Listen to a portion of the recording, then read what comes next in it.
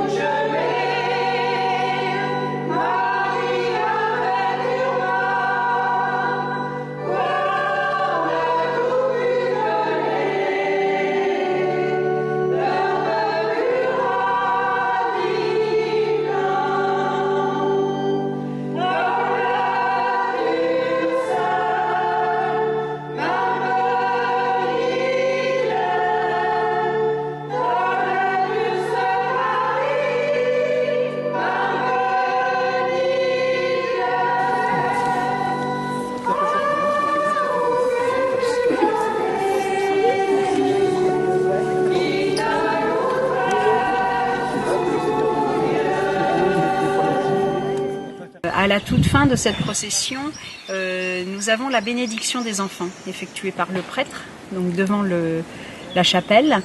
Et une fois cette bénédiction effectuée, nous nous dirigeons vers le terrain qui se trouve juste à côté, dans lequel nous organisons la fête, donc à savoir un repas champêtre, un fest-day, un fest-noz et puis toutes les animations.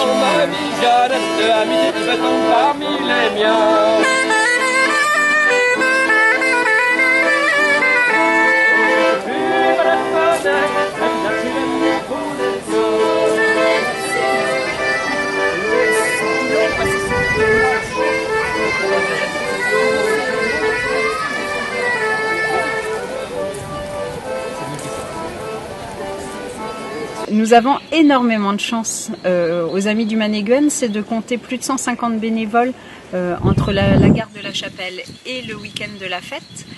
Et l'autre chance que nous avons, c'est que nous avons des bénévoles qui vont de 7 à 97 ans. S'il y a de l'avenir, les jeunes sont motivés et sont déjà présents dès leur plus jeune âge, ce qui permet d'avoir une petite réserve pour les années à venir. Je suis Rachel Robic, présidente de l'association Les Amis du Manéguène en Guénin depuis plus de 10 ans. J'ai la chance d'être entourée de plus de 150 bénévoles, entre ceux qui participent à l'organisation de la fête des retrouvailles et ceux qui nous aident dans l'animation culturelle de l'été.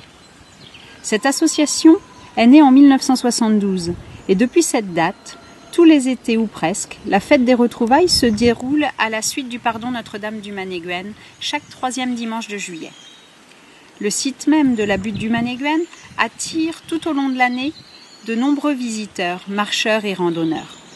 La chapelle est un monument classé.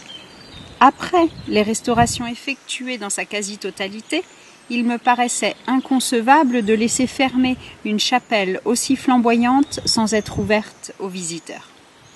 Dès ma prise de fonction, j'ai donc fait la proposition aux bénévoles de consacrer un peu de leur temps en dehors du week-end de la fête des retrouvailles pour pouvoir ouvrir les portes de notre chapelle tous les après-midi de 14h à 18h, le temps de l'été. Ceci s'est déroulé tout d'abord en juillet et en août. Dès l'année suivante, nous l'avons étendu au week-end de juin et de septembre, toujours aux mêmes horaires.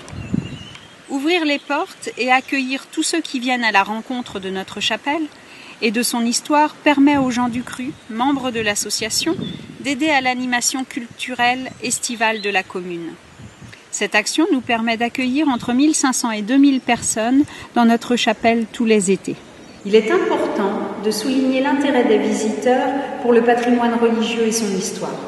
Cet intérêt vif et grandissant nous a poussé très rapidement à créer des tablettes descriptives qui permet aux visiteurs de s'approprier l'histoire de la chapelle et de sa symbolique religieuse. Quelques années après, nous avons sollicité l'aide de la municipalité pour pouvoir nous soutenir dans notre volonté d'accueillir des guides de la SPREV, sauvegarde du patrimoine religieux en vie. Les guides offrent aux visiteurs des balades commentées grâce à leur connaissance en histoire et en architecture.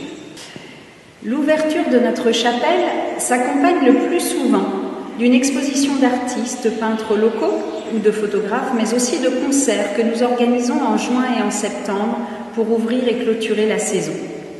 Tout ceci ne serait pas envisageable sans le soutien indispensable des bénévoles, mais aussi de la paroisse et de la municipalité.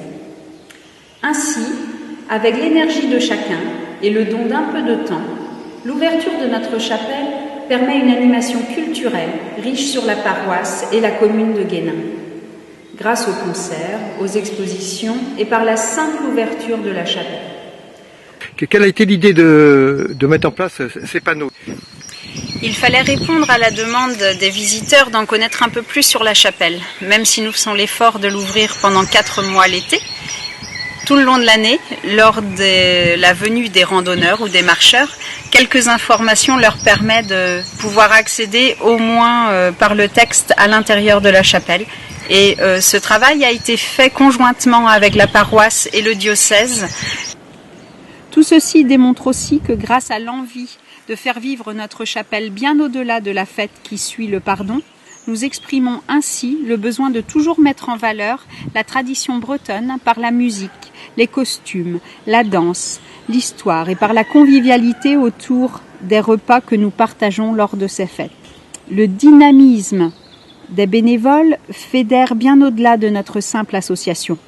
Ces temps d'ouverture permettent de recréer le lien social entre les gardiens, les visiteurs, mais aussi entre les amis qui se retrouvent le temps d'un après-midi dans notre chapelle. L'apparition de la crise sanitaire liée à la Covid n'a pas stoppé notre volonté d'ouvrir la chapelle. Nous l'avons fait en respectant les distances et les règles sanitaires et nous étions très heureux d'avoir pu accueillir les touristes restés en France pour découvrir la richesse de notre patrimoine.